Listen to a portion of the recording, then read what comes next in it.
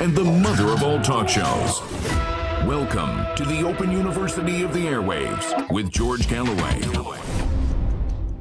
Morrill blows the whistle and Borrell orders European navies into the Taiwan Straits. When did he get the power to do that? But that is what he has done. The chief of the military staff of mighty Estonia has declared that Russia must be broken up into small pieces of sundry independent states. Unless repudiated by the government of Estonia, that sounds like a declaration of war to me. Next time you hear unprovoked, keep that statement in mind. Morrill says that he was told by Antony Blinken, then a chief official of Joe Biden's presidential campaign, to rig up the fake news that the Hunter laptop story was Russian disinformation, and boy, did he do so. Borrell says that the European navies must patrol our frontier, which has moved from Poland all the way to China. And of course, the letter C.I.A., like the letters through a Blackpool stick-of rock, are littered throughout the remainder of this show. Keep your seatbelts fastened the whole time, because it's going to be a bumpy night, that I promise you, because this truly is the mother of all talk shows. Curious about our curriculum? Have something to say?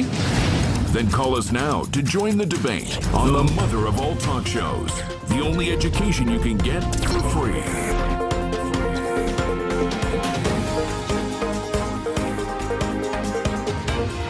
George Galloway, the mother of all talk shows. With George Galloway, the world is our classroom, and you're welcome to sit in and join the seminar.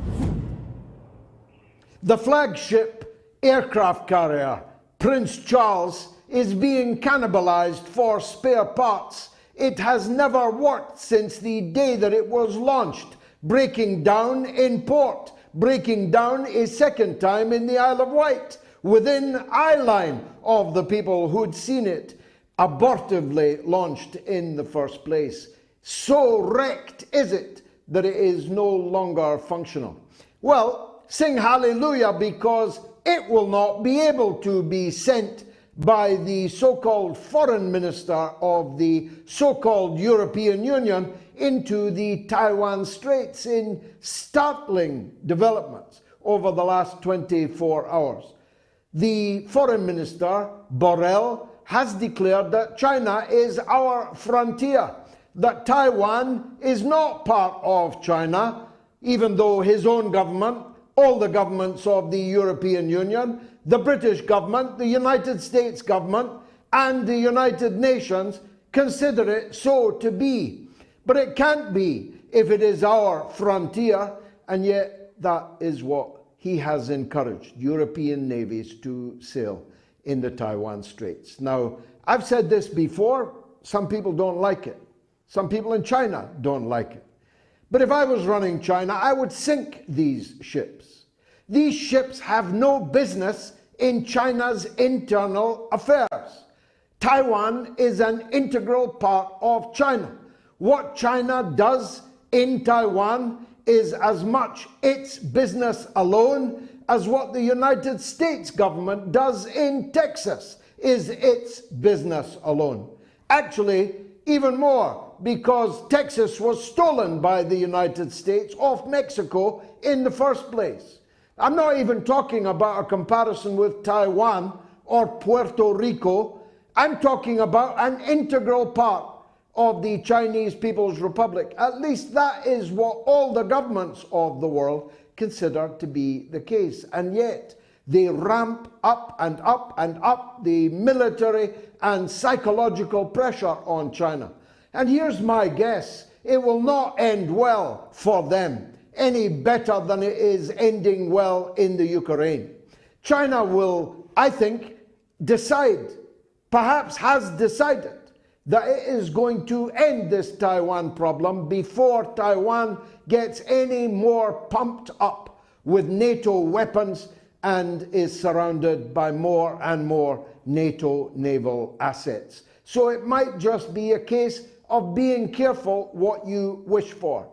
I believe that China had no intention of taking back Taiwan into the motherland by force, but they may well be forced to do so if this continues. We'll see and keep it constantly under review. The war in Ukraine is going from bad to worse. The spring offensive that later became the summer offensive may now have been postponed until the autumn. The truth is, despite all the huffing and puffing of NATO capitals and the chancelleries of Europe and North America, Ukraine is not in any position to take significant land back from the Russian forces that are now there in overwhelming numbers. And neither would the people of the territories now returned to the Russian motherland be prepared to accept it. That doesn't stop some of the stray dogs, like the government of the United Kingdom, constantly hyping for more. But Zelensky now, to me, looks a tired and beaten man, already on the deck chair on the beach of his next port of call, which may be Florida, may be Tel Aviv, may be both of them. But the war drags on, and the poor people of Ukraine are being sacrificed in what Robert Kennedy Jr. said this week was a proxy war. Kennedy is off and running with his presidential bid, and he's made a terrific start. He demanded the release of Julian Assange and the dropping of all the charges against him. He declared that the Ukraine war, in which his own grandson was a mercenary on the Ukrainian side, to be that proxy war, and vowed that if president, he would end United States involvement in the war. All very important when you consider the big issues that we are going to consider tonight. I make no apology for the fact that tonight is more or less all about America, more or less all about the CIA, and here is why. The world changed at 9/11. No one could seriously doubt that. Everything that we are now facing, we are facing as a result of 9/11, of the subsequent invasions of Iraq and of Afghanistan, the disastrous occupations of both those countries, the desire to put in power in Libya and then in Syria the very people who carried out the atrocity on 9/11 is something that historians will surely puzzle to explain to future generations. But if everything changed after 9/11 for everybody, then everybody has an interest in knowing exactly what happened on 9/11. How did it happen? Why did it happen? And who made it happen? This week, in journalism that would win a dozen Pulitzer Prizes, The Grey Zone and Kit Clarenberg, the investigative journalist, countryman of mine, broke the news from court depositions in the United States that two of the hijackers on 9/11 were people working with the CIA. The word agents will explore, but they were in contact with and they were dealing with the CIA in the months and weeks and days and hours prior to the hijacking of those airplanes and the catastrophe that happened in New York, in Washington, and almost elsewhere on 9/11/2001. If true, it is the biggest story ever. Think about that. If it is true that this disaster occurred not only because of the inability of the FBI and the CIA to engage in joined-up writing, not only did it happen because of an insane rivalry between these two institutions, fundamental to the American Republic, but that one of those two institutions was running two of the people who boarded the aircraft and took control of them and flew them into the Twin Towers. That is the biggest story ever, isn't it?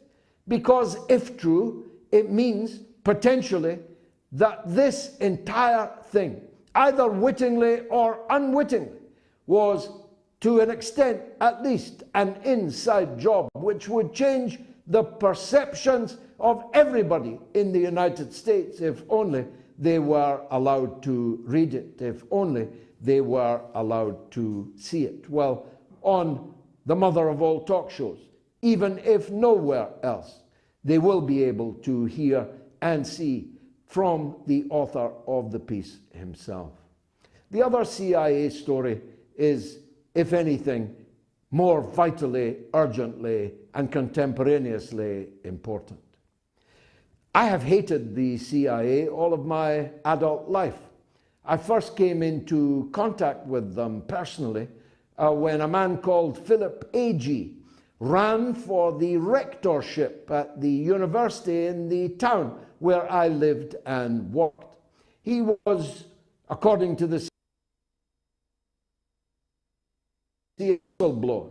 My then party colleague, Brian Wilson, who was himself a former rector of the university, I think, he brought Philip A.G. to Dundee and ran a spirited rectorial candidate, sure. And I got to know a lot from Philip A.G. about the inner workings of the Central Intelligence Agency. I then watched them in the many crimes that they have committed since I was 18 years old at the time. The CIA have committed crimes all over the world, but it is relatively new, at least from the second half of the 20th century, that they began committing them on a significant scale in the United States itself. The CIA was the organization that President John F. Kennedy promised to shatter into pieces and scatter, just before they shattered his head into pieces and scattered his brain on November 22, 1963, which is the date, I believe, that the American Republic died. Kennedy's anger was caused by the emergence of the obvious truth that they had been lying to him about the Bay of Pigs fiasco, when mercenaries coordinated, paid for, and militarily assisted by the United States of America invaded and tried to occupy Cuba, were roundly defeated by the Cuban people and President Kennedy gravely embarrassed. The CIA killed John F. Kennedy, in my view. I believe they also killed Martin Luther King. I believe they also killed Malcolm X. I believe they also killed Robert Kennedy Sr. on his way, surely, to becoming President of the United States.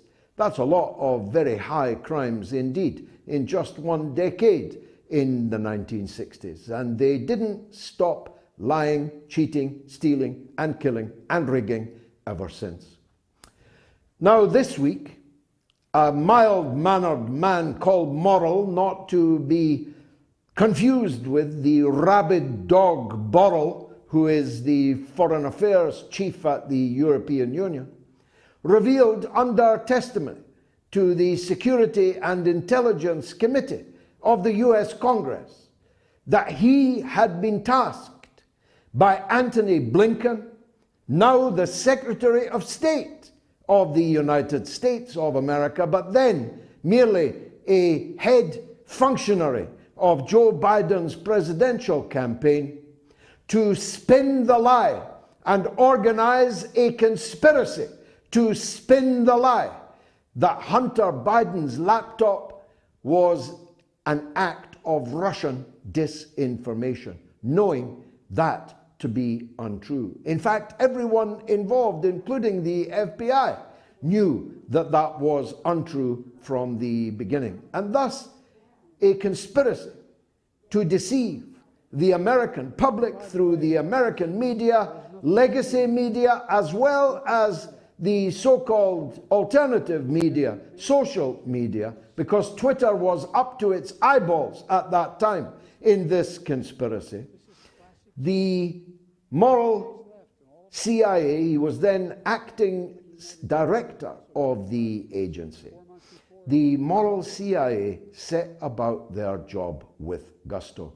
They rounded up no less than 51 senior, many of them famous, 3 of them former directors general of the C.I.A., to go on the front page of every newspaper and every single news bulletin on every channel in the United States of America, to say that the Hunter laptop story was a piece of Russian disinformation and should be entirely disregarded. In fact, the New York Post, which broke the story in the first place, had its Twitter account taken down for persisting that its story was true. Many people had their accounts blocked on Twitter and on Facebook for insisting that this story was true. And in fact, it became impossible in the closing weeks of a presidential campaign to talk about, on mainstream media or on social media, a story of such grave importance that it cannot but have influenced the outcome of the presidential race in 2020.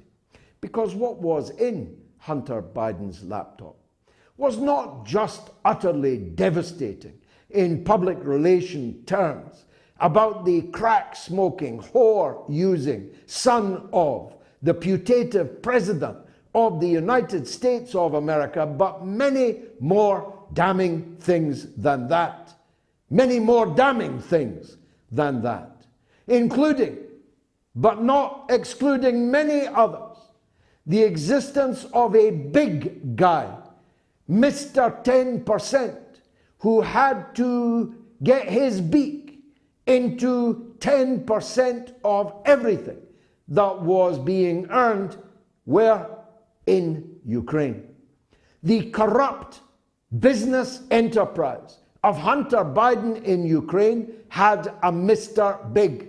That Mr. Big may or may not have been Joe Biden, though it's difficult to see who else it could have been, because it transpires that Hunter Biden's business partner in Ukraine made dozens of visits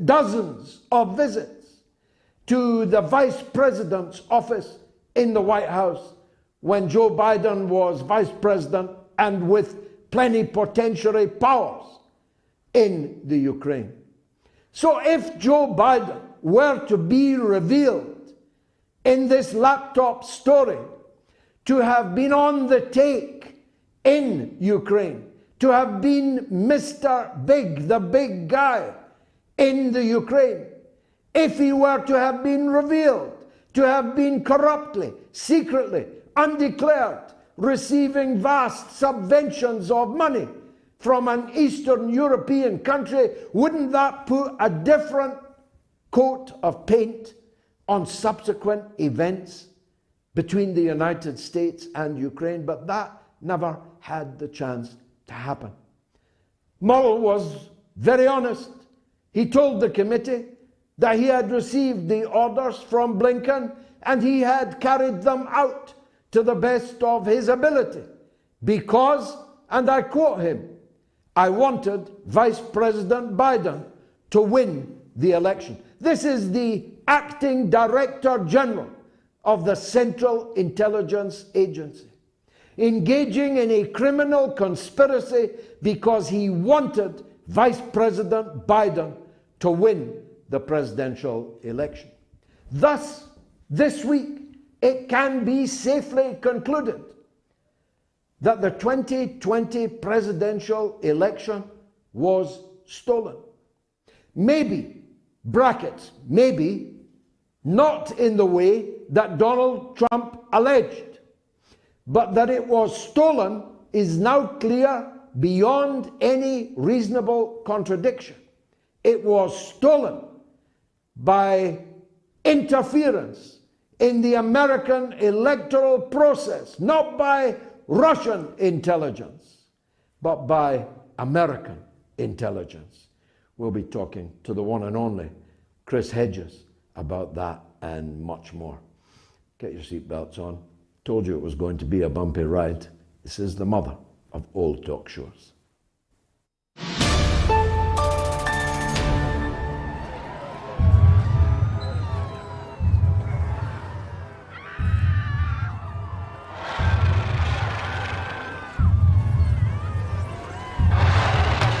Mr. President, we got a report of a 50-foot woman marauding through Washington, sir. Thank you, Captain. But I'm looking for a shorter woman, one who likes to take long strolls in the park and yell at minorities. She's not looking for a date. She's terrorizing the city. Is there a difference?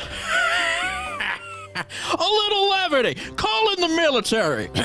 We are the military, sir. Boy, we got here fast. We better do something, right? Shall I scramble the jets, Mr. President? No thanks. I'll just take a muffin and some coffee.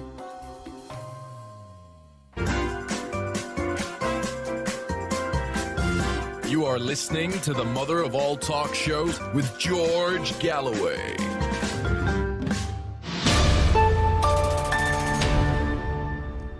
Glory, glory, Man United. If you know, you know. Here are the phone numbers to comment on what I said or didn't say, or on what my guests say or don't say. If you're in the United Kingdom or Ireland, the number is 08081965522. That's 08081965522. Remember, it is entirely free of charge. Ditto in the United States, in Canada, toll free. +1 844 944 3344. That's +1 844 944 3344. And if you're in the possibly mythical rest of the world, the number is 44203 966 2625. That's 44203 966 2625. Now we've got a poll running. My goodness. I've never seen a more one-sided poll, but you might still want to vote. 13,000 people have voted already, and the show has only just begun. Is the CIA a force for good or evil? On Twitter, where 1,536 people have so far voted, 6% say it's a force for good, but that's as good as it gets for the CIA. 94% a force for evil. On YouTube, where 1,103 people have voted so far, 4% say it's a force for good, 96% say it's a force for evil. On Telegram, always the most perspicacious of our pollsters, it is 1% good, 99% evil. And on the YouTube community poll, where 9,700 people have so far voted, it is 3% good, 97% evil. Now, if it was a fair and just playing field, we'd have 2 Pulitzer Prize winners on the show tonight. As it was so far, we've only got 1, that's Chris Hedges. But my first guest would definitely win it. To call him an investigative reporter is like calling Ronaldo a footballer. He is the best investigative reporter, certainly working within the British Isles at this point in our rather shrunken history, to be fair. He is Kit Clarenberg of the crack outfit, Grey Zone News. And without him and without them, we would be so much worse off in terms of knowledge. Kit broke the story about the possible CIA engagement of 2 of the 9/11 hijackers. I'm glad to say he joins us now. Kit, welcome to the show. For those that haven't yet read your piece, and that will be most people because the story has been suppressed basically by the so-called mainstream media, summarize what you found, please. Sure. So this is based on a court filing which was released by the Office of Military Commissions, which is overseeing the trials of 9/11 defendants like Khalid Sheikh Mohammed, the alleged mastermind. But yes, in effect, it vindicates and confirms and expands upon long held suspicions about the CIA's relationship with two hijackers, at least two hijackers, al-Hazmi and al-Midar. They entered the US on multi-entry US visas, which they probably shouldn't have gotten in the first place. They were under heavy surveillance by the CIA, well, an elite unit within the CIA known as Alex Station.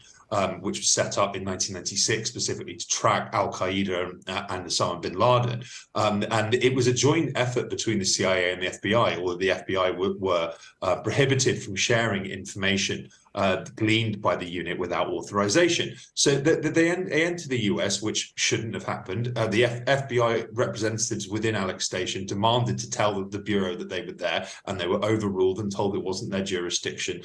Immediately upon arrival within the US, they make contact with this rather shadowy, mysterious figure called Omar al-Bayoumi, who appears to have been a Saudi intelligence agent, and he very quickly helped Midar and Hazmi get an apartment, and he gave them thousands of dollars, and seems to have had multiple contacts with them in the months leading up to 9/11. The most curious, striking aspect of the filing is the detail on the extraordinary level of protection provided to these two men by Alex Station. The FBI was repeatedly rebuffed in its attempts to tell headquarters about this, rather disturbing development. But not only that, they sought to misdirect the Bureau and gave them misleading information, refused to answer basic questions. It raises the very obvious question of whether these two hijackers, if not others, were working for the CIA in effect on the day of 9/11 itself. Now, these two individuals had attended the summit of Al-Qaeda in Kuala Lumpur, a summit which had been copiously photographed by the CIA. Everyone who attended it, in fact, it was even recorded. I don't know if it was the audio that didn't work or the visual that didn't work. One of them didn't work, but they had audio or visual of everyone who attended it. And yet they were still allowed to make use of the visas that they got in extraordinary circumstances and fly to California. What would be an innocent explanation of that? There is none, whatsoever. I mean, I think it's worth underlining the context here. Throughout 1999, that the national security officials within the US were extremely worried about large-scale terror attacks in the US because they felt it would be extremely easy to do. They used the phrase that all the lights were blinking red, and these fears came to pass with the Millennium Plot in California itself. I mean, what could be a greater reason for preventing potential terror suspects from entering the US than a large-scale plot being foiled mere weeks before these two arrived. It must be said that suspicions about Hazmi and Midar's relationship with the CIA are long-standing. They have been voiced by, of all people, Richard Clarke, who was a White House national security advisor under Bill Clinton, who was summarily and almost immediately demoted upon the Bush administration taking office in January 2001. He records how he continued to have high-level meetings with CIA officials throughout 2001, and the issue of these two hijackers never ever came up. Al-Qaeda was discussed at these meetings, but no, he was never ever told. If at any point, I mean, there was no attempt made by the hijackers at any point to cover their tracks. I mean, some of their neighbors recall how they got no furniture and they sat on mattresses all day playing Flight Simulator, and at night sometimes they would be picked up by limousines. And at one point they were living with an FBI informant. I mean, it's really quite extraordinary. It's the stuff of a movie, really. And so, yeah, there is no innocent explanation. I mean, at best you could say, well, in order to gather intelligence on Al Qaeda, they were allowing these people to move around and act with impunity. But then why would you not tell the FBI? That doesn't make any sense. Moreover, why would you actively misdirect the FBI? There was something deeper and darker there. I'm absolutely sure of it. You say it would be the stuff of a movie. In a way, it was the Looming Tower, which I found profoundly impressive, powerful. Of course, tells some of this story, but without the knowledge that you have unearthed.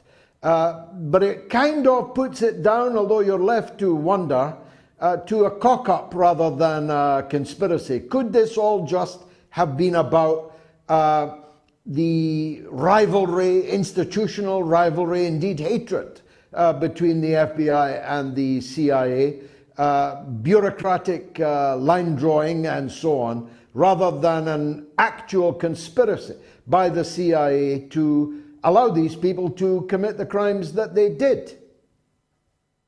Well, I mean, funnily enough, it's a well-worn movie trope, the evil CIA and the beneficent and crusading bureau. I mean, the FBI are of course scum, and in the wake of 9/11, were engaged in all sorts of absolutely horrific Islamophobic, racist profiling, setting innocent people up for terror attacks to validate the notion and the narrative that the US was under a massive terror threat in order to justify the war on terror abroad, which were long planned wars of imperial plunder. I mean, it does seem though that there were some genuinely independent, enterprising, and truth-seeking bureau operatives who were trying to get to the bottom of this. There was one named in the filing, listed in the filing. They're given a pseudonym, who recalls how they found in an FBI computer system an electronic warning in this is in late August. I think it's August 23rd, warning that Hazmi and Midar were in the US. They immediately contacted the analyst who'd written it, who was an FBI analyst within Alex Station called Dinah Corsi, and asked her for more information. She reportedly got extremely angry and demanded him to delete it because he wasn't allowed to see it. The very next day, he was told by FBI superiors to leave it alone and not go anywhere near it. Now, another pseudonymous bureau source within the court filing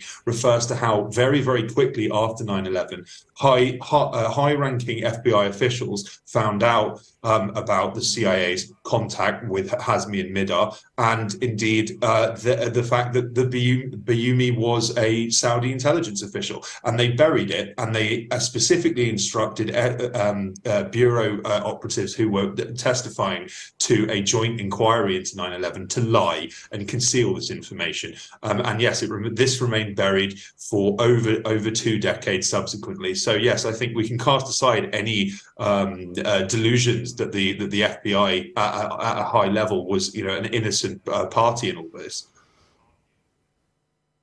Well, I asked you what an innocent explanation would be. What would a guilty explanation be? I suppose the converse or inverse of the point that you made was that the CIA wanted to keep track of these people, let them into the country, see who they were meeting, what they were up to, with a view to puncturing any plot that they had at a later date and rounding up a bigger fish. But they didn't do that. And these two men that were playing on a mattress with Flight Simulator all day and every day in their apartment went on to seize airplanes and fly them into the Twin Towers. I mean, who's going to pay for that? Yeah, I mean, this is another remarkable aspect of 9/11 in general, is that, yes, there seems to have been a wide-ranging financial infrastructure supporting these hijackers' activities. No real evidence of it has emerged. It does seem that Saudi Arabia was funding ostensible Islamic cultural and religious centers, which were actually raising funds for terror attacks. But by and large, the hijackers paid for everything themselves, and they did so with credit cards in their own names. So, I mean, if anyone was watching their financial records, they would know that they'd booked the specific flights that were purportedly flown into the Twin Towers and the Pentagon, and they would have known that they were paying for flight lessons. I mean, again, what could be more suspicious than that? The idea that the CIA wouldn't have had at least some sense, with such a close eye being kept on the activities of Mihdhar and Hazmi, and indeed Bayoumy's funding and support of them being done at the CIA's direct behest, which is one of the most explosive disclosures from the filing. It doesn't make any sense. I mean, ultimately, the American power structure had an enormous amount to gain from 9/11. I mean, throughout the 90s, various neocon figures, such as Zbigniew Brzezinski and the people involved with Project for a New American Century, the kind of neocon Shark Tank. They use this phrase over and over again, that in order to extend American power and to upgrade American defenses, it was necessary for a new Pearl Harbor to occur. And they got one on 9/11, and then some. I mean, everything they've been planning for and wanting, i.e. a massive expansion of the security and surveillance state at home, and a justification for long-planned invasions of Afghanistan and Iraq, was handed to them on a platter. And I think that one of the most remarkable kind of post 9/11 aspects of this is that various people attached to Alex Station ended up heavily involved in the war on terror. One individual in particular became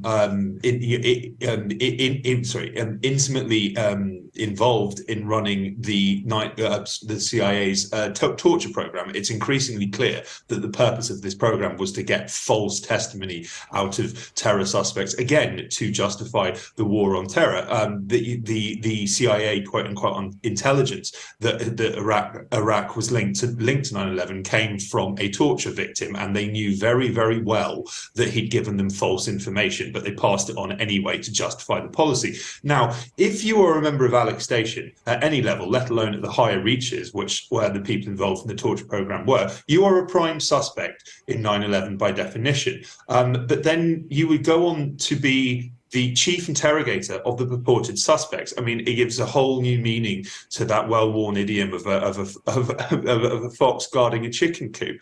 They could effectively force these people to say anything, and the public's entire understanding of 9/11, the logistics, the planning, the people involved, comes from torture, and therefore can probably be discounted. What actually happened, we don't know and may never do. Well, that's certainly the darkest interpretation, but all of the evidence is leading in that direction. That some, at least, in the national security state in the United States wanted some kind of Pearl Harbor incident. Now, when people used to come on my show and make that point, I used to brush it away, because it seemed to me that if the United States, at any level, was guilty of involvement in an attack on its own people in the Twin Towers, that it would bring about the destruction of the whole political system in the US, in governance, in the two parties in the Congress. I used to think it simply incredible, literally incredible, that the US could have been involved in this attack on 9/11. But the more that we discover from efforts such as yours, it begins to be inescapable that at least some in the security state actually wanted something like this to happen.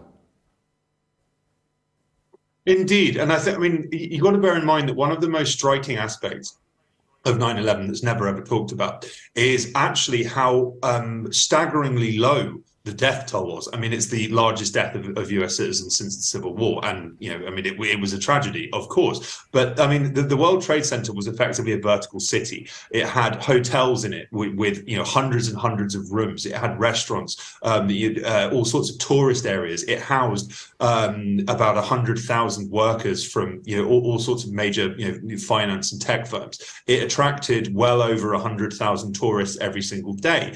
And it was thought for at least a year, if not longer, after the attacks, that the deaths had been in the tens of thousands. Actually, it was just over 3,000. Okay, so one of the reasons for that was the plane struck very high, and they struck before most people had gotten to work at 8:45. I.e., 9 a.m. would be when people start arriving to their offices, and when tourists start arriving. So a few floors lower and a few hours later, you have tens of thousands of people who aren't getting out.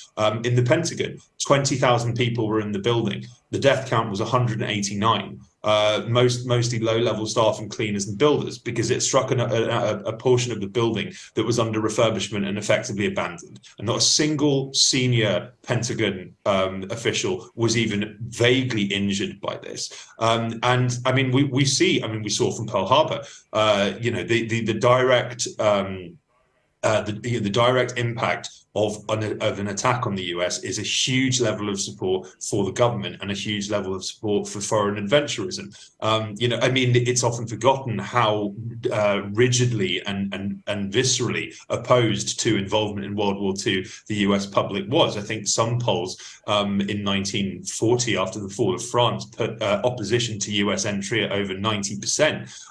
This was seen as a tussle in a faraway land about which we know nothing. And so it was quite reasonable to expect that in the wake of 9/11, particularly with the maximum visual impact of the two towers, which was such a symbol of the US and New York, it was reasonable to assume that there would be a huge amount of public support for a response of some kind. I mean, yes, within mere hours, major news networks were, declaring that this was the work of Osama bin Laden, who had been steadily, particularly since the USS Cole bombing in 1998, built up as this Bond villain supremo who posed a mortal threat to the US. And then, 9/11 was this playing out in real time, and it did play out over and over and over again. I remember it very well in the UK. That was blanket coverage of the smoking towers collapsing for quite some time afterwards.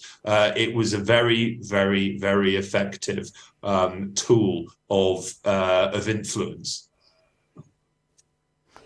Finally, has this got any coverage in the United States in the mainstream media? No, it hasn't. I mean, the response on social media has been absolutely extraordinary, and I have personally fielded dozens of interview requests for this. So, I mean, it's somewhat a testament to the waning power of the mainstream media. They can no longer suppress this stuff. I mean, the last year, a large number of documents related to the FBI's investigation of 9/11, which contained all sorts of bombshell information about Saudi involvement, and the hijackers' contact with Saudi intelligence agents were declassified. This is in the public domain. It was completely ignored. It's the work of independent researchers, independent citizen journalists, and average angry citizens to get this stuff out there, and ask questions and pressure people in power to provide them. Well, you may not get a Pulitzer Prize, but you've definitely got the Mother of All Talk Shows Prize for investigative Thank you very journalism. much. Clarenberg, thank you very much for joining us. God bless you, George. The Mother Thank of you. All Talk Shows. Thank you so much. Is the CIA a force for good or evil? You can vote now on my Twitter, on YouTube, if you're watching on YouTube, and if you are, please give generously on the super chat, and on my Telegram channel, which is t.me/George Galloway, and on the YouTube community channel, where 10,000 people have already voted, and it doesn't look good for the CIA, gotta tell you. I'll be right back.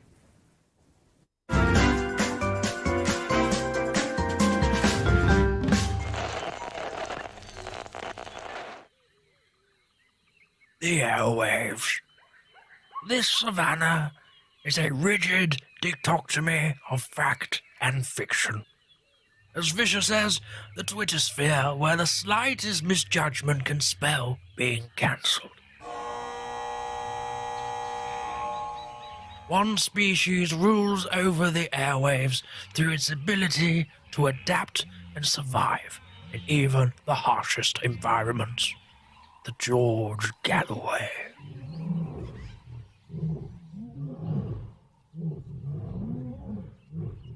The top cat in these parts, it is mostly active on Sunday evenings in Britain and mid-afternoon in the United States. It seldom roars during the day. Most notable for its wide variety of headdress, it protects these parts from the mainstream media.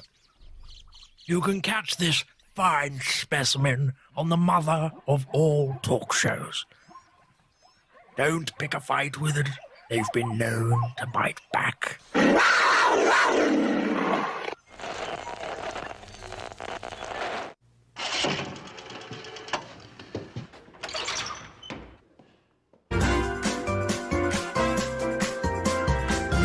You are listening to the mother of all talk shows with George Galloway.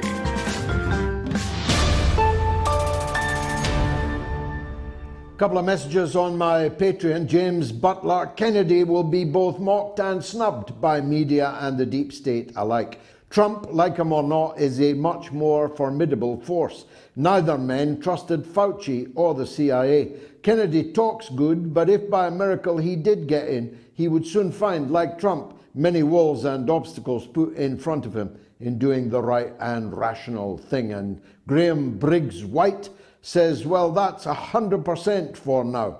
NATO is a dead duck, as no one has mentioned the hypersonic missile that took out 200 to 300 high-ranking NATO officials that weren't supposed to be there in a bunker in western Ukraine. And James Lenahan says, greetings from the US, the home of the $55,000 life-saving abortion in a so-called blue state. I don't know how long I can take living in this. But as the late Sam Cooke said, where there's light, there's hope. Now, let me give you the phone numbers again. If you're in the UK or Ireland, it's 08081965522.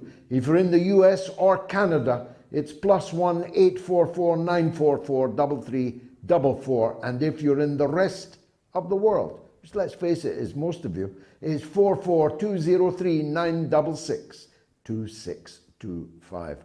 The poll's going great, Gruns. Almost 15,000 people have voted now, but it ain't getting any better for the CIA. I hope they're watching. As if they wouldn't be. Here's some super chats. Pat Daly, a very generous friend of the show. Pat, I hope I meet you one day, sends another 50 euros. Thanks, Pat. Rob Lee in the US sends $5. Greetings from the township of Pink, Oklahoma. Your message goes far and wide. How lovely is that? Thank you. Galway Video News sends 10 euros. Your voice is a clarion call to good people everywhere. Thank you. Michael Sherry sends £5 CIA is great for doing the dirty work of the wealthy elite. Justice will be done here or in the next world, but I hope that it's going to be here. Amen, Michael. Nasri Akil, a great supporter of the show, sends 20 Canadian dollars. The proliferation of GG MOATS around the free world has changed the media war. Let me tell you something. The last 3 shows, and I'm including Wednesdays, which will climb still further, have reached almost 2 million people. 2 million people. It's incredible.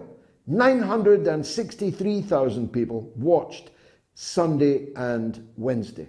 The numbers are phenomenal, and they grow and grow. Clips keep popping up that the last time we counted them had a fifth or less of the views that they now have. We definitely have been game changers. Rosanna Rapalavicius sends $10. Rosanna, my apologies for my pronunciation. She says, thank you for what you do and have done in the past. Thanks, Rosanna. Doc Jazz Another generous friend of the show sends another 50 UAE dirhams. Great monologue again, George. The official 9/11 story has always had the same level of credibility to me as the Nord Stream story of the Andromeda yacht. Great that you featured this topic. And Ange, 2099 cents, £5. Let's go, GG. Spotlight on the rats that are running things into the ground. Let's go to the lines to New York. Where else? To our old friend, Melvin. Melvin, welcome back. Hello, George. You hear me? Yes, very clearly. Go ahead. Nice to speak to you again. I was listening to your original thing, and I was listening to what the guy was talking about. And the one thing I thought is quite interesting is I remember back when Kennedy was around, there was a thing called Operation Northwoods.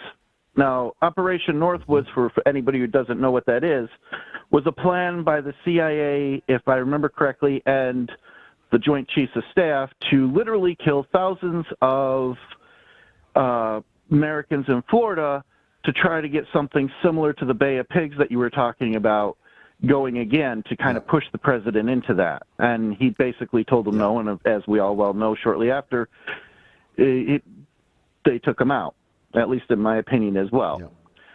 I was thinking about this and all the stuff that's come up recently with 9/11, and you know how I feel about that one.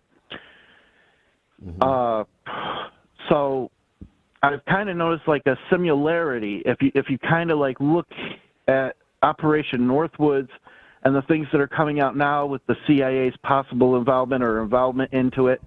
And it was something I just wanted to iterate on that one. Well, look, I've never had any doubt whatsoever that the deep state of the United States was capable of such a great act of evil as blowing up its own citizens in the heart of New York City. But the wisdom of doing so, the risks of being exposed, the collateral damage to the political system, the whole polity of the United States, I believed was so vastly greater than any possible advantage that could be accrued by such a mass act of terrorism as that. I always doubted not whether they were bad enough to do it, but whether they were stupid enough to do it.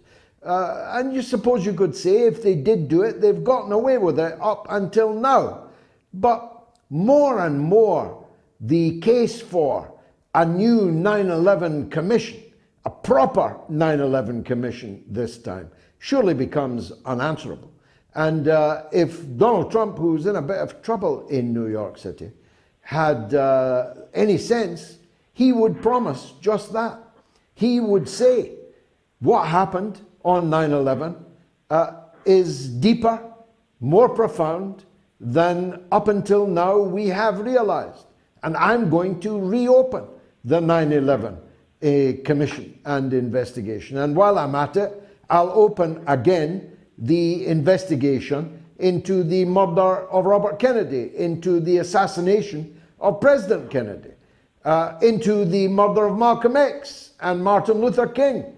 There you go. That would sweep up a lot of votes, Melvin, just saying. Thanks a lot for the call. Good to hear from you again. Josh is in London, wants to talk about Russia. Go ahead, Josh. Oh, hi, George. Happy St. George's Day, by the way. Thank you. My day, my day. Indeed. Yeah, sorry. Well, actually, George, I was given a choice of two topics, either Russia and, you know, the role the Lend-Lease played. Is it debating the role that Lend-Lease played in, like, Russia's victory against Nazi Germany? Or there was the alleged Chinese mistreatment of the Falun Gong. Which one would you prefer, George? I know we haven't got too much time. Well, does anybody still fly flags for the Falun Gong? Go on to the other one. Yeah, no, fair enough. Yeah, basically, George, you know, with the conflict in Ukraine, you know, protracting for as long as it has, a lot of people are trying to now denigrate and impugn Russia's decisiveness in the Second World War, even though Axis casualties can be somewhere between 80 and 90% of Axis casualties can be attributed to the Red Army, directly to the Red Army. Some of them are a lot of Russophobes are trying to allege that Russia, the Soviet Union would have lost that war were it not for the Lend-Lease across the Arctic and the Bering Strait. I don't know what you think of that, George. I think it's I've not heard that one. But I've not heard that one, Josh. Probably because I have already blocked all of the idiots that would shoot that kind of breeze. The people and armed forces of the USSR gave 26 million lives. The people of China, by the way, gave 20 million lives. Russia, the Soviet Union, China gave the vast majority of casualties, martyrs in that conflict. The Lend-Lease was little and late, no doubt welcome, but little and late. The victory of the Red Army was predicated on the very same thing that is guaranteeing their victory in this conflict against NATO in Ukraine, namely their ability in their publicly controlled military-industrial complex to outperform all of the other private military-industrial complexes elsewhere in the world. They can produce more of everything. And unlike in the past, where quantity became a quality in itself, the Russian MIC is producing weapons of the highest grade in quality and quantity. And that's why you can safely say that these fools who wish to rewrite history of the Second World War or cast aspersions about the Russian military performance in this conflict. Let's just be clear.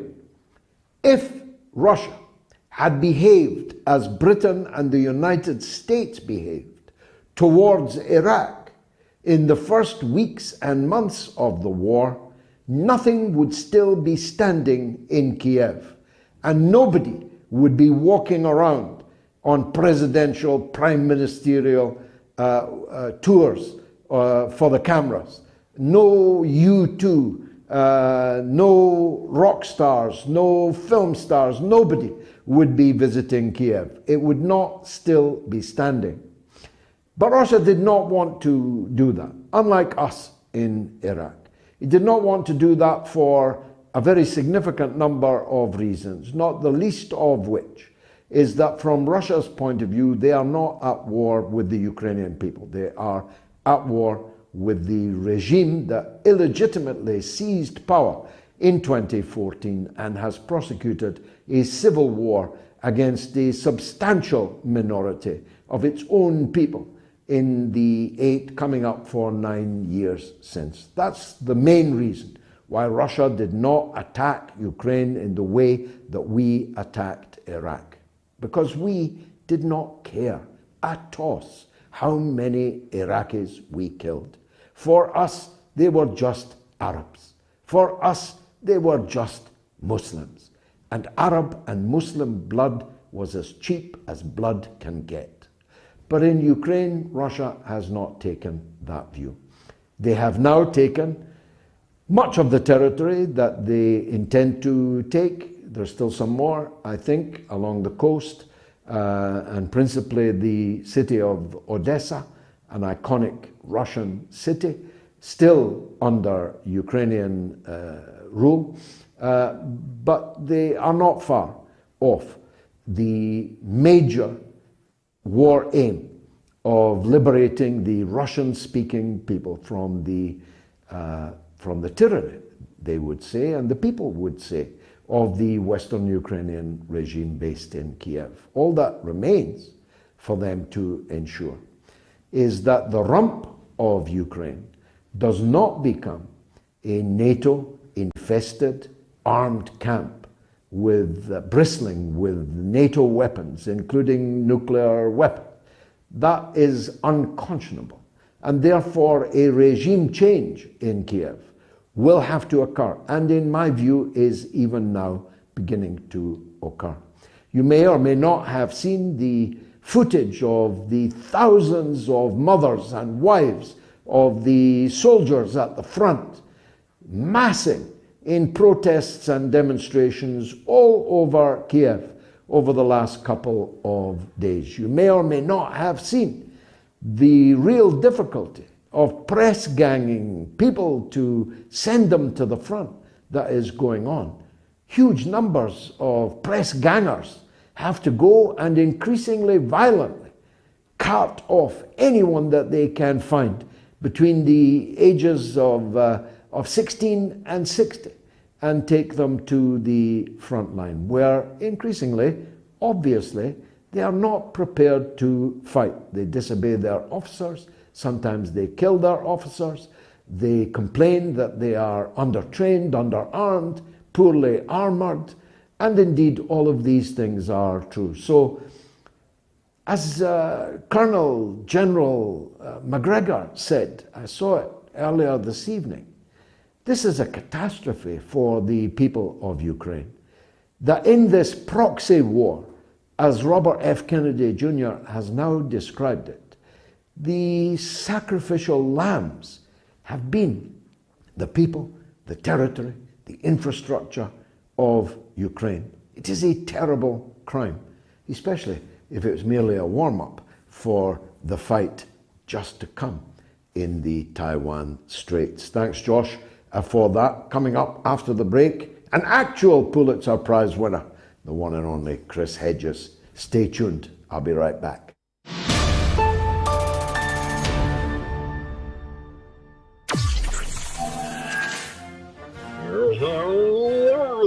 Hello, America. It is me, Joe Biden. I think I'm not reading a teleprompter. I'm perfectly capable of speaking for myself.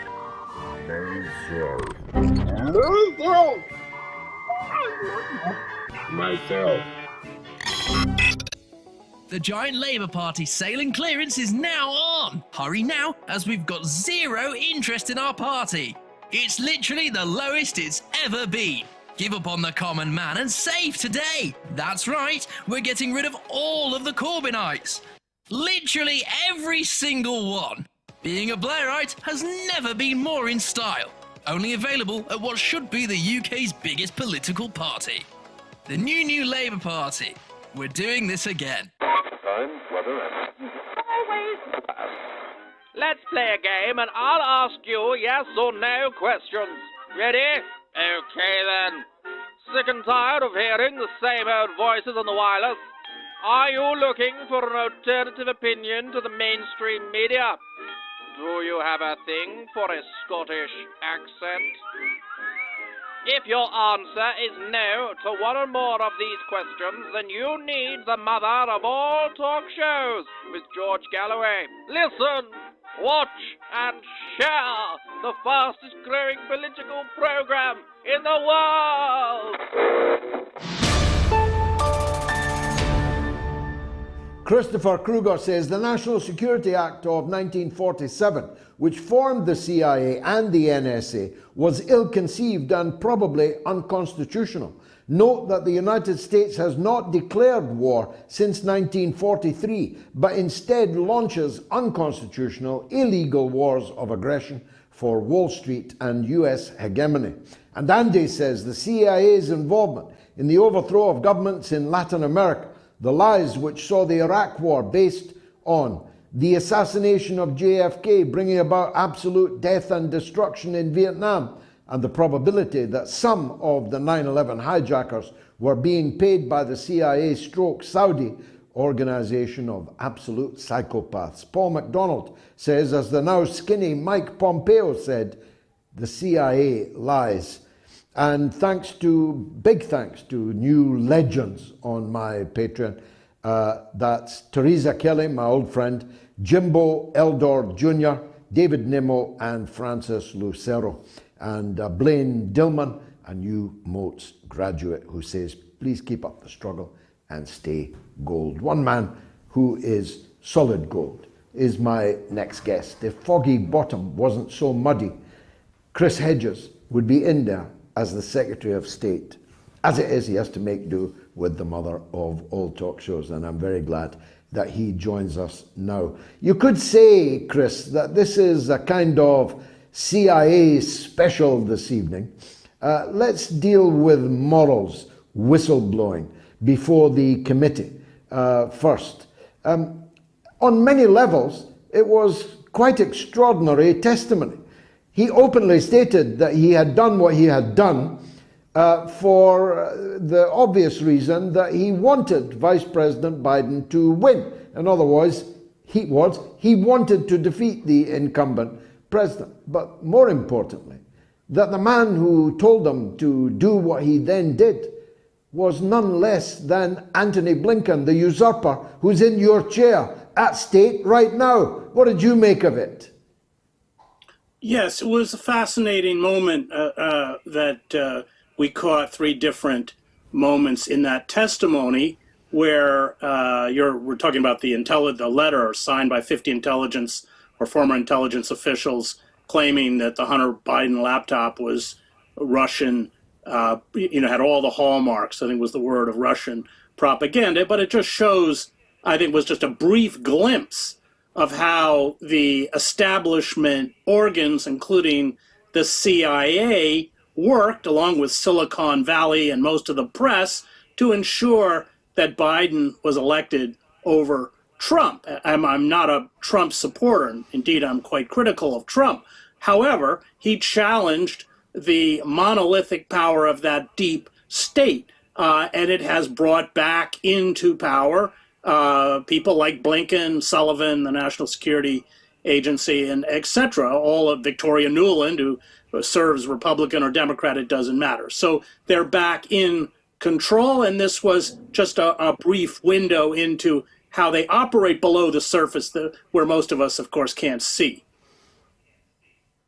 Well, of course, the press has the right to be biased, has the right to want one candidate to win rather than another. But this was a conspiracy, wasn't it? Because these people knew that the laptop was not Russian disinformation. They knew, because the FBI had had it for an entire year, that what was in it was true. Well, and they also knew that Trump wasn't a Russian agent. It's lie upon lie upon lie, which began almost immediately when Trump was elected. And this was just one more example of how the public was being spun.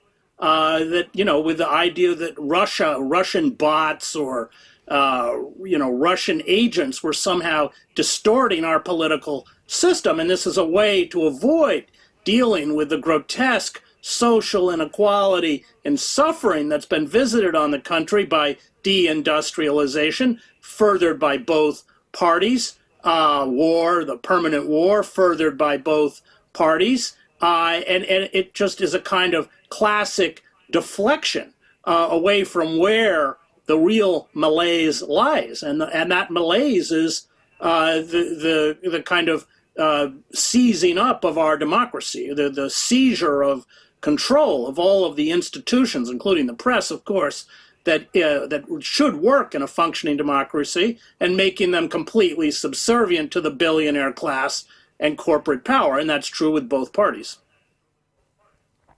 But the CIA, I mentioned in my introduction my early 18-year-old meeting with Philip Agee, the runaway CIA agent, whistleblower we'd now call him, who persuaded me, if I needed persuading, that this was an agency out of control, who probably murdered the Republic itself on the 22nd of November 1963 in the murder most foul, and went on to commit a whole series of murders, assassinations, coups d'etats, ballot rigging around the world, and so on.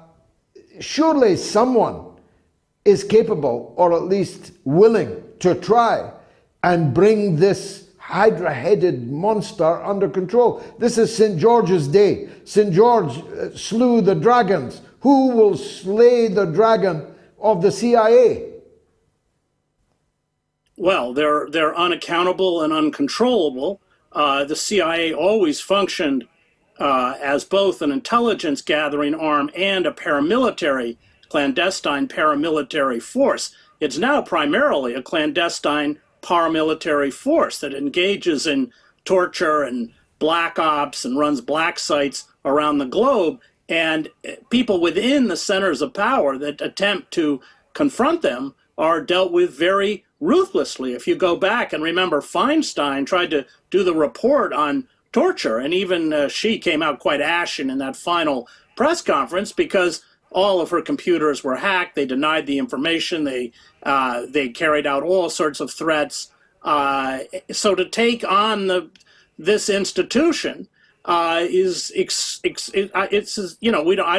don't have a theory on who killed JFK, but there are some very serious questions, including, of course, putting Alan Dulles, who was a psychopath and hated Kennedy, on the Warren Commission. I mean, I think there's certainly it's a legitimate question as to whether the CIA was involved in the murder of Kennedy. And not just Kennedy, but all sorts of CIA officials throughout the years who attempted to speak out, including carrying out experiments on other CIA officials, giving them hallucinogenic drugs, running all sorts of black ops, going back to the 50s. Steve Kinzer wrote a very good book about this called Poisoner in Chief, carrying out mind control experiments at McGill universities where people were reduced to kind of babbling idiots in fetal positions. I mean, the whole kind of sophistication or professionalization, the engineering of torture, of all of this came out of the CIA. These are all tools that they use. So it is part of the kind of corporate coup d'etat because, of course, the military-industrial complex, I would say, owns the CIA, which Bobby Kennedy Jr. in his announcement for his presidential run quite correctly pointed out. We'll come to him in a minute. What did you think of the Grey Zone's breaking news about further evidence, let's say further evidence, perhaps not yet conclusive, that the CIA was running at least two of the hijackers on 9/11 that brought devastation, not just to New York City, but to, in the end, the whole world? Well, these are the hijackers there were these hijackers out in California that were clearly being supported. They were getting Saudi money. They were clearly getting Saudi protection, Saudi help. To what extent was the Saudi intelligence service working with the American intelligence service? They have a very close relationship, like the Israelis. These are all legitimate questions because there was very, very heavy Saudi involvement, without question. And not just in terms of the fact that I think it was 11 of the 19 were Saudis, but that they were funded, supported, and protected by the Saudis. I covered Al-Qaeda. I covered after 9/11. I covered all of the hijackers, everything they did. That is a fact. Where it goes beyond that, I don't know. But those questions, again, deserve to be raised and answered. Let's turn to Bobby Kennedy. Call me sentimental, call me a Catholic, but I have a very soft spot for the Kennedy families, particularly those that were slain. And so I'm hoping against hope that, first of all, Robert Kennedy Jr. survives this campaign, but secondly, that he wins it. What are his chances? How has he started, in your view? Well, I listened to his announcement, which I thought was good, but then go back and read the press reports of the announcement, including in the New York Times. It was a savage kind of attack on character assassination of Kennedy, what they do is focus on the vaccine issue to attempt to paint him as a nut. I mean, the whole New York Times article, that's all they talked about. He talked about many other things, the environment, permanent war, the corporate seizure of government power. These were all in his, and those were all ignored. So one, you'll have the press working day and night to the mainstream press, the establishment press, legacy press, to destroy him. That they've already begun. He's also has constrained, I think, by running as a Democrat. He has to sign a loyalty oath, as Bernie Sanders did to the Democratic Party. So what happens if once again the Democratic National Committee, as they did with Sanders, rig the primaries to put Biden in power? Biden isn't going to do it, and have announced, by the way, the Biden administration and the Democratic Party said they will do no debates. And the Democratic National Committee has already come out and endorsed Biden. So he's going to have the Democratic Party establishment against him. The press is going to paint him as a kind of kook, a figure of ridicule. Dennis Kucinich announced his. Dennis is a good friend of mine. I like Dennis very much and admire him. But they did the same thing to Dennis, and so it's going to be a real battle. And the question is, if he's not the nominee, does he then do what Sanders did, which is essentially tell those people who supported him that they should vote for Biden? I hope we don't go down that black hole again. What's that great line from Samuel Johnson, the triumph of hope over experience? We've seen twice now in the Sanders campaign how vicious and underhanded the Democratic National Committee is. And remember, Biden is a very weak candidate. He's polling neck and neck. In some polls, Trump is ahead. He clearly has cognitive issues. The things he reads off his teleprompter, he just keeps reading, turn right, turn left, this kind of stuff. He's clearly not all there. And so they know they have an extremely weak candidate that they're going to put forward. And so I think the tactics will be, brutal and ruthless, perhaps even more ruthless than when Sanders was running. And if Bobby gets any traction, all of those forces are going to conspire against him. It's not either or, though, is it? You can run for the Democratic nomination and then announce a third-party candidature. You can if you violate the loyalty oath. Remember, Trump refused to take the loyalty oath, which is probably what Kennedy should do. And maybe he will do that, but that would be the right tactic. But once you take that loyalty oath, you kind of are beholden. Yes, that's right. He could not take the loyalty oath and run a third-party campaign. Remember, how much infrastructure he has, how much money he has. He's never run for political office before. I've worked with third-party campaigns going all the way back to Nader. I was Nader's speechwriter, and have not voted for a Democrat since 2000. But I've seen how effective they are in marginalizing, discrediting, and silencing third parties. Howie Hawkins, who's a great labor organizer, was completely blanked out. He got less, he got less focus or less attention than Jill Stein. I mean, Jill Stein largely got attention because they were demonizing her, like they did as they demonized Nader. Yeah. So he's running into a buzzsaw.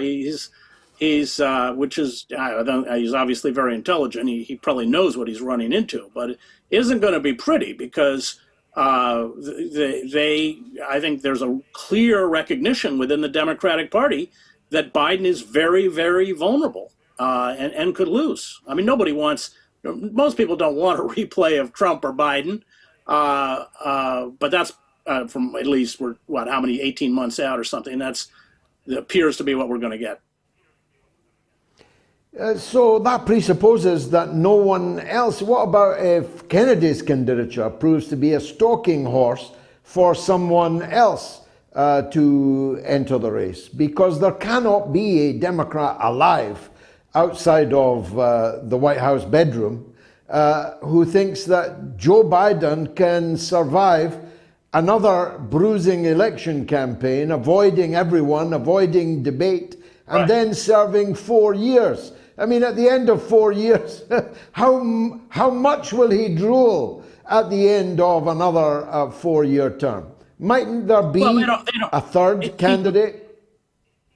I mean, the Democratic Party will work very hard to make sure there isn't, certainly among the establishment ranks, they won't see a third party candidate. They'll crush it. This is what, of course, Obama's role was essentially to shut out all the other candidates to make sure that Biden, who at the initial, remember when Biden began the campaign, he had no traction at all. So they will intervene to pressure and push out candidates, certainly within the Democratic Party, that might challenge. I don't think we're going to see a lot of challenges because they can't afford it.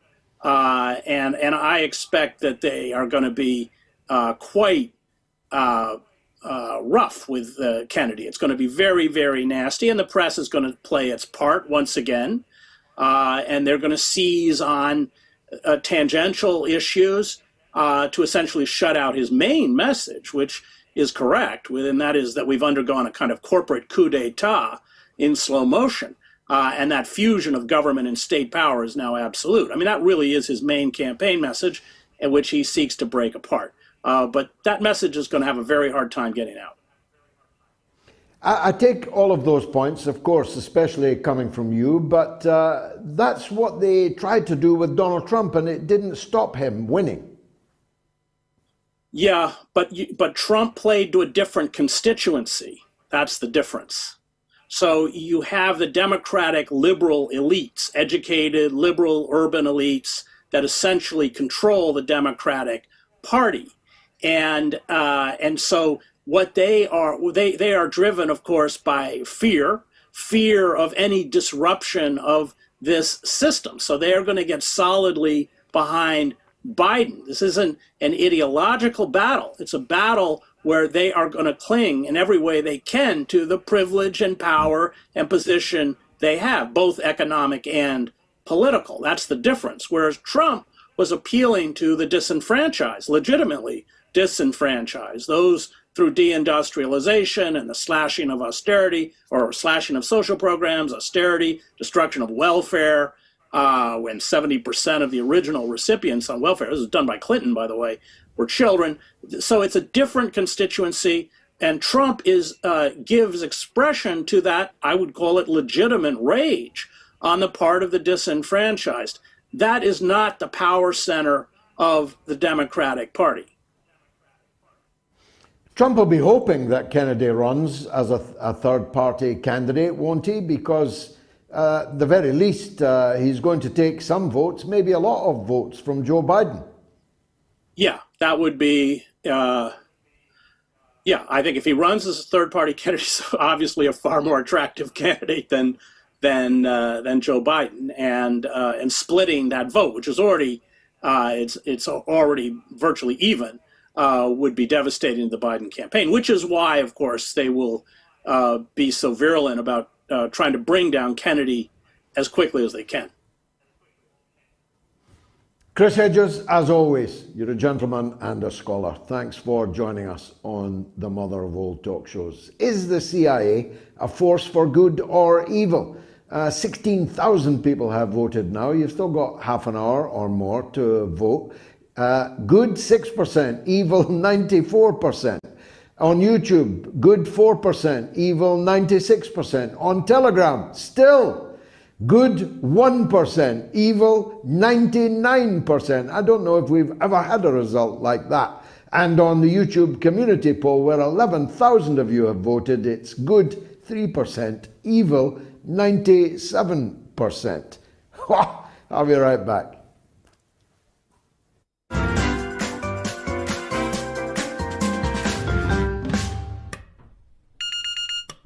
Gosh darn, how do you get this thing to work?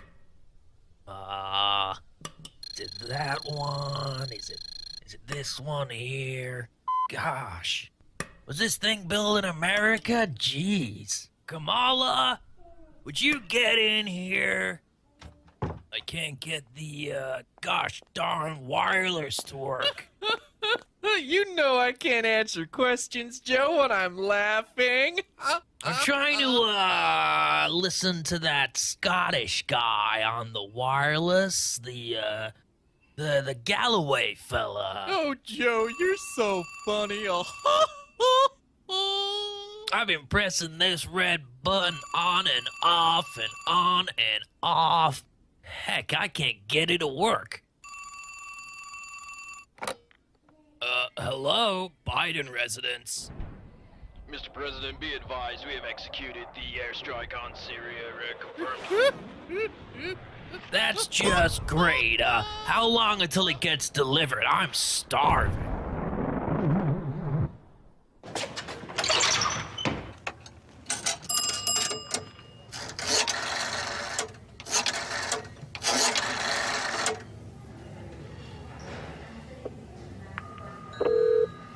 Let's take a call. Go ahead, Kenny. Hi, George. Yeah, I just want to talk about the trans issue that you were speaking about earlier. Yeah, I've go got a ahead. book in front of me by Douglas Murray, and he's got a paragraph here that I'd just like to read out, if that's okay. Oh, yeah, go ahead. Okay. I was standing on the corner at a quarter. All right, I'll get him off, get him off. He's a nutter. He's a nutter. In the UK, it's 08081 965 522, and in the US, it's +1 844 944 3344.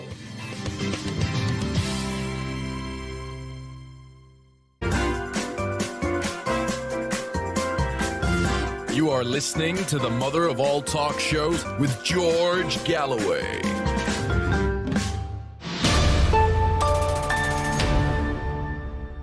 Okay, your calls now all the way to the end. Loads of super chats coming in. Thank you very much all for donating. Aaron Rai sends 449 rupees, which is £4.40. Aaron, thank you indeed. Mal99 IFY gives £9.99. You have my utmost respect, Mr. and Mrs. Galloway. Thank you both for everything that you do. Thank you. Joe Tugas sends $10 in honor of my dear little sister Beth, who passed away this past Orthodox Easter.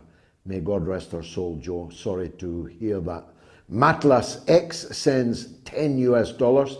Sudan needs some freedom and democracy spread to them by the United States, just like Iraq, Libya, and Syria. It's coming, I think. And Sailing Prepper Dark Secrets sends $5. Don't forget Operation Northwoods, indeed. That's already come up tonight. Mr. Lover, another great supporter of the show, sends £2, then another £2. Again, £4 in total. Thank you, sir. Mehdi sends $10. The only oath a candidate should be taking is the oath to the Constitution of the United States. A candidate is supposed to serve we, the people. And Janice Anderson sends $5. Most states have sore loser laws preventing candidates who lose a party primary to run Indy. Has not been used at presidential level, but would be. Let's go to the lines then to Michigan, where Andrew wants to talk about Donald Trump. Andrew, welcome. Hi, George. This is Andrew Kingman. Nice to hear you. Go ahead, sir. What's that? Yeah, go on. You're on the air. George, I'm a full-blooded Indian from Michigan, was a lifelong Democrat, been a Catholic all my life, and we got that in common. But as a lifelong Democrat, I could not vote for Hillary Clinton. Donald Trump got me curious.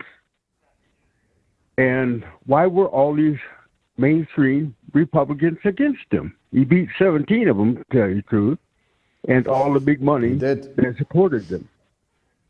So, by that, I voted for the last person I voted for in the Democratic Party was Barack Obama. Now I realize he was a Manchurian candidate. And as long as the media acts the way it does, any candidate the Democrats put out is that Manchurian candidate. So that's what I believe there. So that's why. What do you think about Bobby Kennedy's run? He give cover to Hillary Clinton as working under her in the State Department. So that says it there too. He had access to Bobby Kennedy, I'm talking about Bobby Kennedy Jr. He did not work for Hillary Clinton. He didn't work in the State Department? As far as I know, not. Okay, well then I might be misinformed there. But yeah. anyway, well, let's both of us study that. But I would have thought the last place in the world he would have worked would be for Hillary Clinton in the State Department. As far as I know, he's been a private sector lawyer working on environmental cases, fighting corporate corruption, all of his professional life, Andrew. I think you've got that one wrong. But thanks for the call. Very nice to hear from our friends in Michigan. I've spoken there many times. Have some good friends there. Mike is in Liverpool, where I've got even more good friends. Go ahead, Mike. Hello, George. How are you doing? By the grace of God, good. What would you like to say, Mike? Well, basically, I'm not much different in age than yourself. I've always loved Liverpool. It's my home. And I'll certainly fight for it. But what I won't fight for is any of this crowd that are in at the moment. I'm just why are we not spending our money on building infrastructure and improving conditions in places like Liverpool? Why are we sending our money to Kupiansk instead? Exactly. Why? Why is it going everywhere else apart from their own people? This is what I can't understand. It's the quality of government that we've got. It's the quality of opposition that we've got. It's the quality of mass media that we've got. No, mass media. They made sure of that. They made sure of that. They destroyed the opposition. Yeah, and all of the media that we've got is literally what I'm watching now is media that is not mass media, but it is mass media in the respects of our country and the people who actually believe in our country. And that is what we're going to find. Well, I think that you've touched on an important point. I should correct myself in calling it mass media. Rupert Murdoch's Talk TV is not mass media. This show will exponentially defeat it in the ratings over the last 2 hours and for the rest of this week. That much I can say without even knowing what their current numbers are. Sky News, we have far more people watching this show in the course of a week than will watch the comparable politics program on Sky. Ditto virtually any show on politics in the entire British television media. And they have millions of pounds to spend, and indeed, in the case of the BBC, can send you to jail if you don't pay for them. So in an era when virtually nobody is buying newspapers and fewer people are watching so-called legacy media on the television, that means the informed people, or even just the curious people, are letting their fingers do the walking on their computer keyboards and finding people like us. And that's how thee and me came together, Mike. Thank you very much indeed. Now let me show you the poll. C.I.A, a force for good or evil. It's not changing. 6 good, 4 good, 1 good, 3 good, 94 evil, 96 evil, 99 evil, 97 evil. The poll is almost closing and 16,000 people have voted. If you want to record your point of view, get it in now. JV Manila sends 275 Philippine pesos. That's a very handsome donation. £35.58 that works out at. The CIA is a force for good, but only in the movies. I'm quite sure you won't find the likes of Jason Byrne in that lot in real life. All the best to you, Gayatri, and the family. Thank you. God bless. Roar Axdal sends 25 Norwegian crowns and virtually always does. Roar, I'm very grateful to you. Karim Al-Nashi, again, every week, £4.99. Thank you, Karim. Shannon Fontaine, £2. Daniela Modus Cutter, a good friend and patron of mine, £2.99. John Kelly, £5. Money for MOATS and not the BBC. I want truth. Thanks, John. And Bob Jones sends $10. Bruce is up early in Adelaide in Australia. Better put him on. He wants to talk about Sudan. Go ahead, Bruce. Yeah, just briefly, George, how are you? By the grace of God, good, thanks. Go ahead. Oh, 2 or 3 days ago, about, I say 3 days at the most, Biden was on the phone to the leader of the rebel party in Sudan and offered whatever help he could. I noticed that today on the YouTube that the American personnel, defence personnel, have arrived in Sudan in relation to the disturbances over there.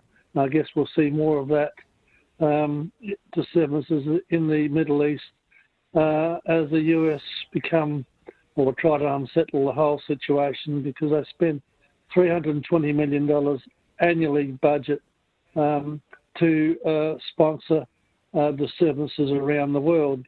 I was just going back in relation to what happened in Australia 2 or 3 days ago. Our Reserve Bank of Australia was governed by an independent body, and that's all been cancelled now, and it's now the independent body will only meet the Reserve Bank. Oh, we've lost Bruce in Adelaide. That's a great pity. Let's try and get him back and go on to Joseph in Corby in England, who wants to talk about Diane Abbott. Go ahead, Joseph. Hello, can you hear me? Yes, sir, go ahead. Yeah, I wanted to ask you about Diane and the whole situation, how the media is reacting to it. Did you get that? Yes, well, for people who don't know what we're talking about, Diane Abbott is a former leader, shadow cabinet member in Jeremy Corbyn's leadership. She's a black woman, she entered Parliament at the same time as me, was a friend of mine for a long time, no longer. And she's in hot water over a letter that she wrote in the Observer, which she has apologised for, but that has not stopped Keir Starmer suspending her, and I presume later to withdraw the whip from her, and that'll be her and Corbyn both out the door. That's what you're calling about, Joseph. What's your take on it? That's like a follow-up question, because you know how whenever old Labour gets in trouble with new Labour, so to speak, it's always about like Jews or Israel or something related to it. And I was wondering like how... Well, how my problem, Joseph, is I have not, because I'm not in England and you can't read letters in the Observer online, at least I've not been able to find it. The letter that she wrote raises a number of questions, all of which demonstrate her utter stupidity. The first is writing a letter to the Observer in the first place. Who reads the Observer and who reads letters in the Observer? And who's stupid enough, in the context of the last couple of years, the last 5 years, stupid enough to write a letter to the Observer which appears to minimize racism against Jews? Now, I haven't seen the letter, so I'm conscious that I may be doing her a disservice. But so far in what I've said, I'm not doing her a disservice. Jewish people have suffered anti-Semitism, racism, anti-Jewish racism, anti-Jewish hatred for millennia in Western countries, including in the United Kingdom.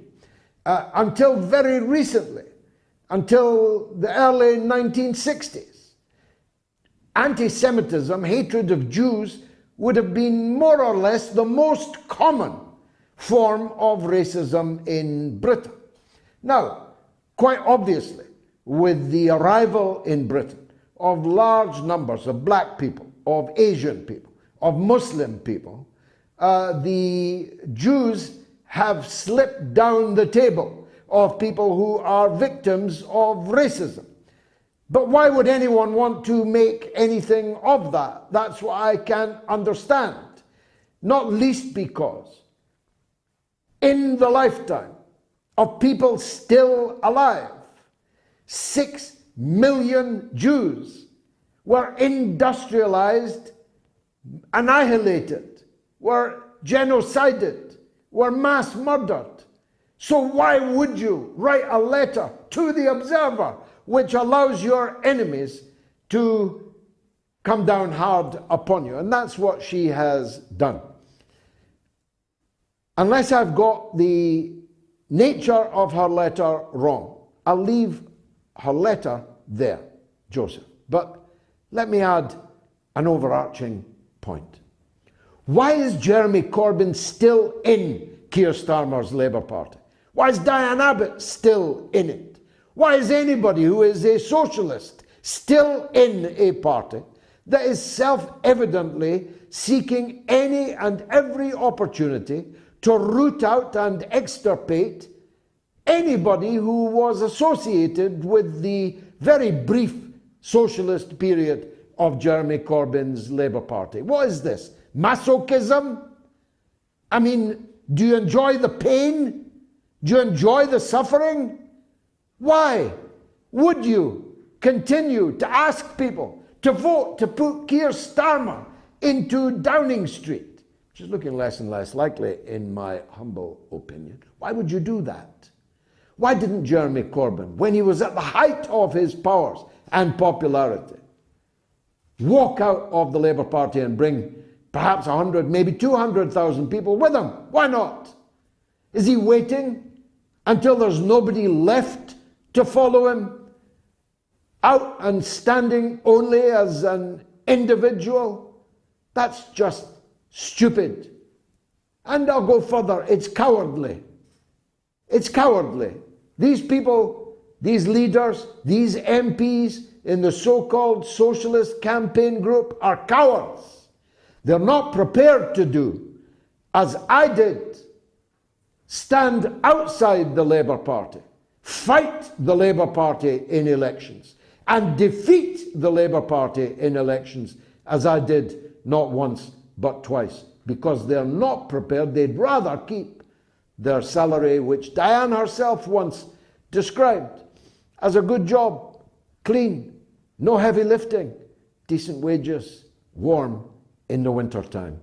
Diane, it's not too late, but it's getting there. Thanks, Joseph. Kevin Broom on the email tonight says, on air at moats.tv. George, if you substitute CIA for NATO, the poll would be pretty much the same. Thanks, Kevin. We may well do that. On the line from Germany is Ray on JFK. Go ahead, Ray.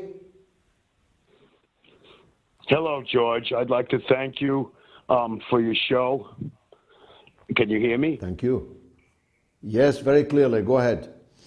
Okay. This is the first time I ever called into a show, so my hands are shaking and I'm very nervous. Okay. I am a retired New York City fireman.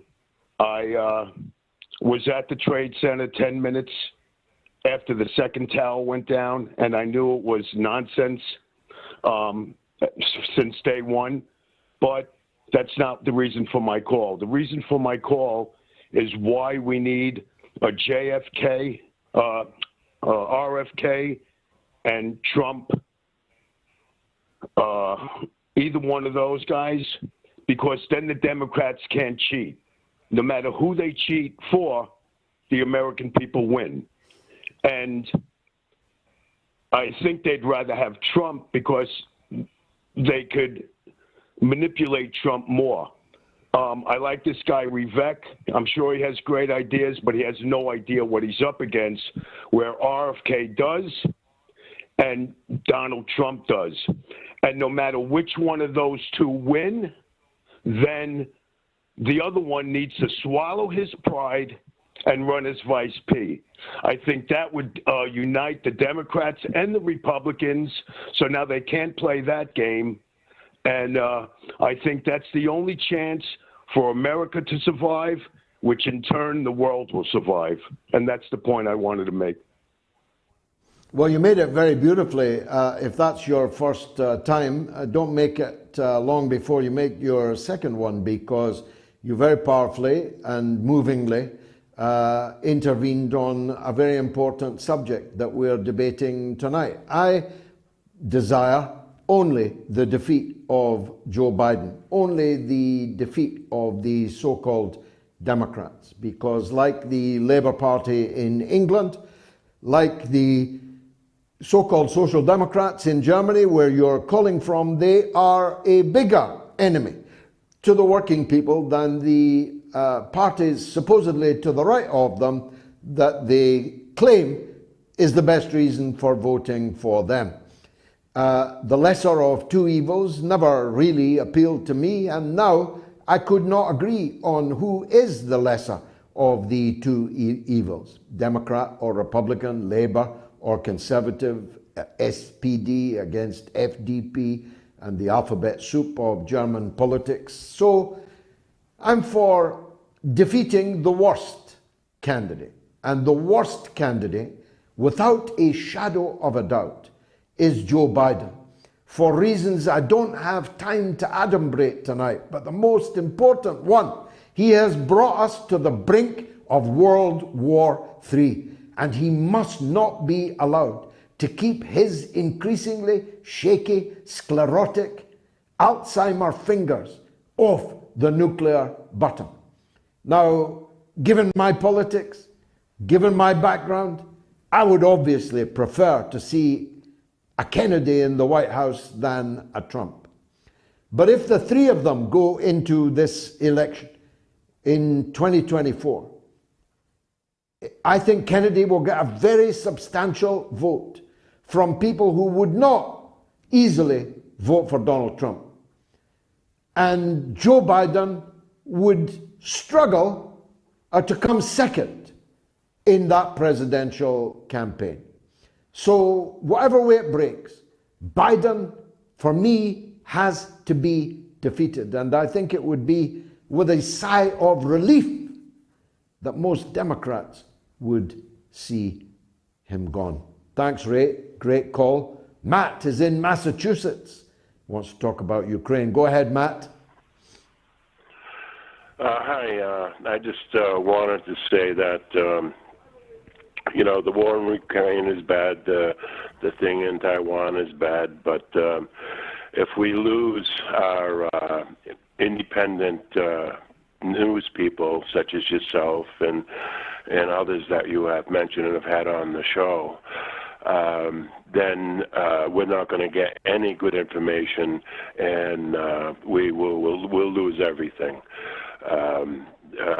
With this Redact Act goes through, along with the central bank money, then they can say, well, that's misinformation from England. We're going to block any money going to any of these people, and they can just shut it right off.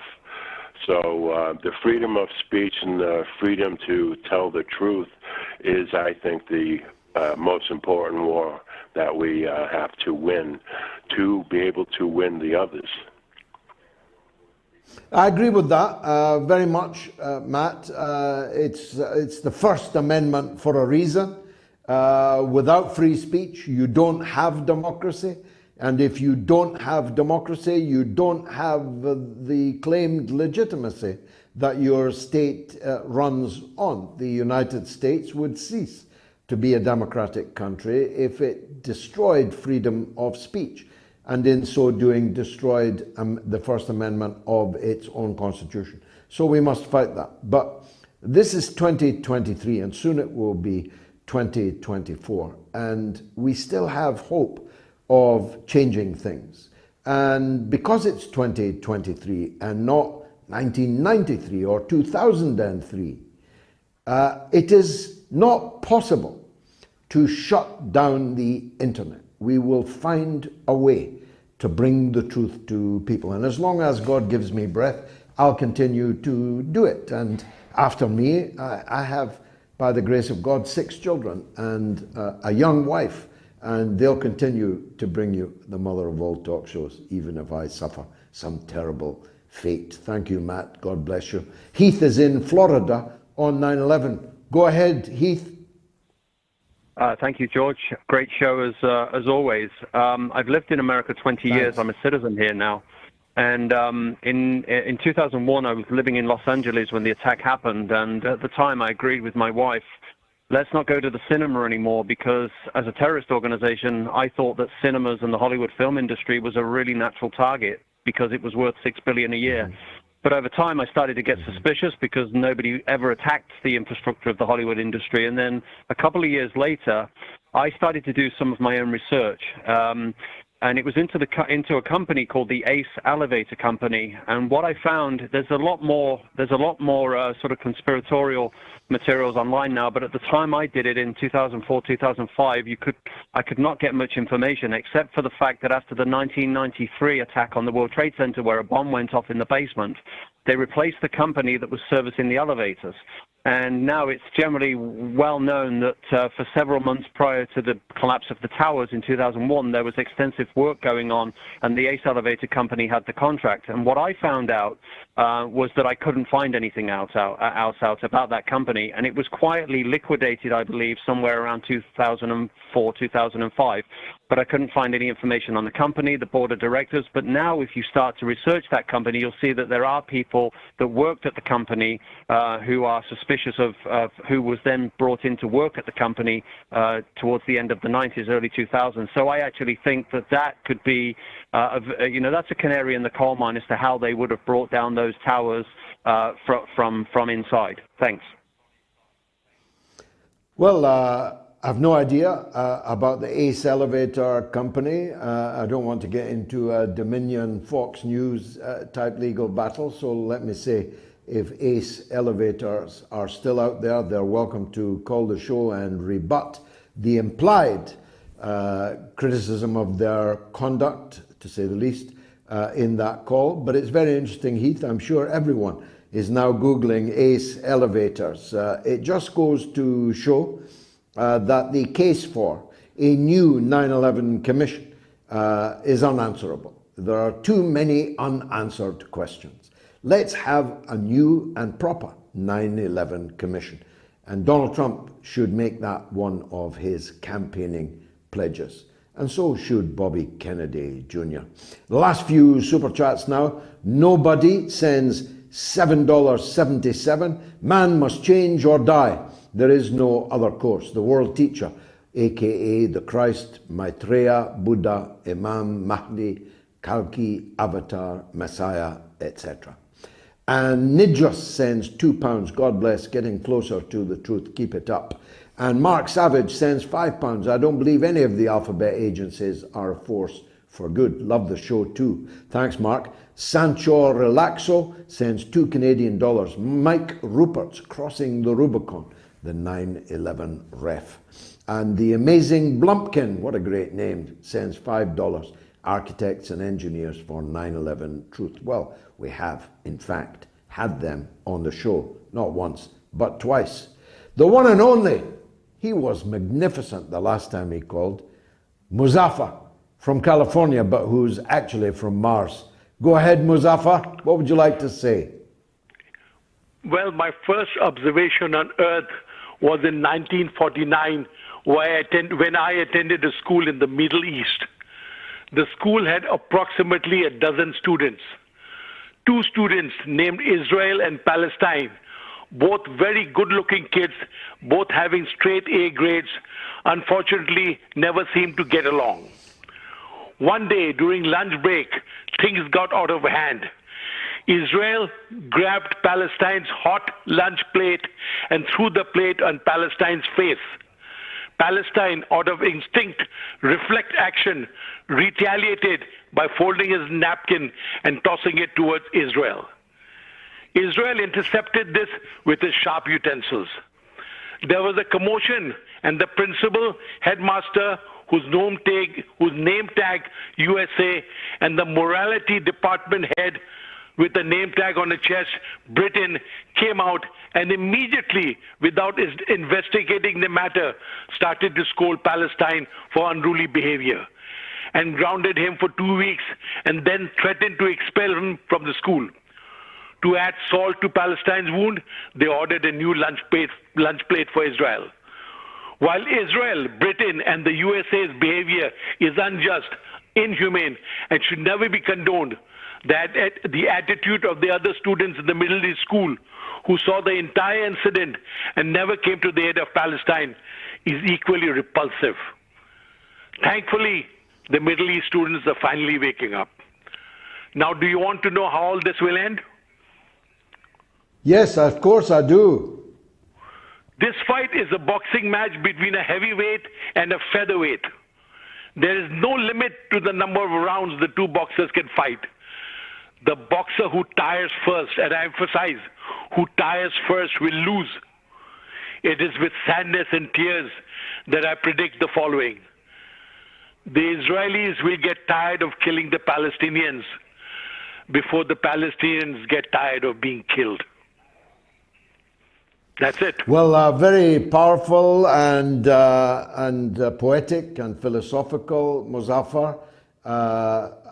I'm not sure that you've got the final chapter exactly right, but one thing is for sure, that David defeated Goliath. No one can dispute that. I have myself been a partisan in the Palestinian cause since the middle of the 1970s. That's a very, very long time. I first visited the Palestinian refugee camps in Lebanon with the editor of this show, Ron Mackay. That's how long we have been friends, in 1977. And I made promises then that I would never leave the Palestinian people standing alone. And I have kept that promise. There have been promises I have broken, but not that one. And I will, until I have no more breath, continue to do so. And after me, as I said, I have, by the grace of God, many children. And more importantly than me having many children, when I began campaigning for the Palestinian people in the mid-1970s, there were few of us. You could have fitted us into a very small hall for the whole of Britain. But now the supporters of the Palestinians could fill Hyde Park, and have done. And across the world, the supporters have become many millions, many tens of millions. And the shift that's going on in the world, the tectonic shift that we talk about here on the show, cannot but advantage the Palestinian people, who have been cruelly left alone by the so-called paragons of civilization and freedom and liberty in what we call the West. I spoke last week at some length about the decline of the West and compared it to the decline and fall of the Roman Empire. I don't propose to repeat all that again. Let's just say that the evidence since I last spoke to you, that the degeneracy of the so-called West and our culture has continued apace, as any viewer of my social media account already knows. I finally have had the fake appellation Russian state media affiliate removed from my Twitter account. It was a fake, it was untrue, it was damaging, and therefore defamatory, and my legal action against Twitter continues. Although they did have very little in the way of defense, they now have none, now that they have removed it. So it would be best, Mr. Musk, that you seek mediation with my legal team, because if not, we will take this all the way to the end and we will discover who it was that persuaded the now discredited old management of Twitter to apply that false label upon me. But I'm grateful that since the removal of the label, the number of followers I have on Twitter has leapt by thousands in just a couple of days. In fact, it's going up about 100 per hour right at this moment, which is, of course, evidence that the false label came with a battery of suppressive tools, search bans, ghost bans, algorithmic suppression of all kinds, which kept my following lower than it would have been and kept the audience for my output far, far lower than it would have been. Now that the label has been removed, I can see that many, many people who haven't seen a message from me in a very long time are seeing them and responding to them. It's rare now that any tweet of mine gets less than 100,000 views, and some many hundreds of thousands of views. So thank you in part, Mr. Elon Musk, for a modicum of justice, but justice has not yet been done. And your people know the address of my solicitor, KRW Law, brackets, Human Rights, of Belfast, Ireland. It's been marvellous for me. Let me end by thanking the new Patreon legends tonight: Teresa Kelly, Jimbo Eldor Jr., David Nimmo, and Francis Lucero. I'm very, very grateful to all of you. Please follow me on Patreon. It's the cost of 1 cup of coffee per week in a very insalubrious cafe. Thank you for joining me. Join me again on Wednesday at 9 p.m. UK time for the midweek mother of all talk shows. Good night.